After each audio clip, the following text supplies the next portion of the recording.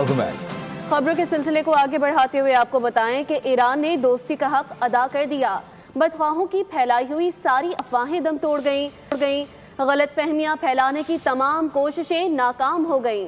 Iran के वज़ीर ख़ारजा Abbas Araghchi ने अलल ऐलान पाकिस्तान की मसालेहाना कोशिशों को तस्लीम किया है।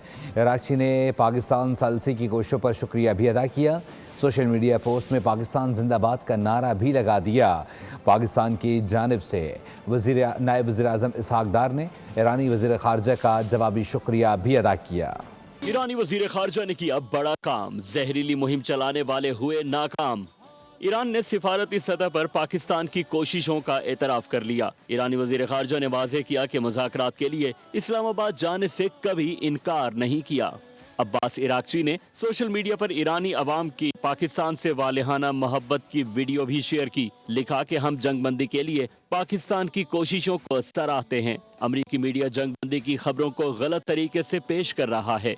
ईरान उन शराइत पर जोर देता है कि जंग का जामे और दायमी खात्मा होना चाहिए। वजाहत पर नायब वज़ीर आज़म इसहाक डार ने इज़हार तशक्कुर भी किया। इसहाक डार ने लिखा कि बरादर अराग़ची आपकी वजाहत के मशकूर हैं। अमरीकी अखबार ने झूठ फैलाया था कि ईरान ने इस्लामाबाद में अमरीकी हुक्काम से मिलने से इनकार कर दिया। तुर्की और मिस्र पेशरफ्त की कोशिश कर रहे हैं और मुज़ाकरात के लिए नए मकामात पर गौर किया जा रहा है। ताहम ईरानी वज़ीर ख़ारजा अब्बास अराग़ची ने अफवाहों को दफन कर दिया। ईरानी वज़ीर ख़ारजा का बयान उन अनासिर के मुंह पर भी तमाचा है जो कहते हैं कि इस सालसी में पाकिस्तान शामिल नहीं।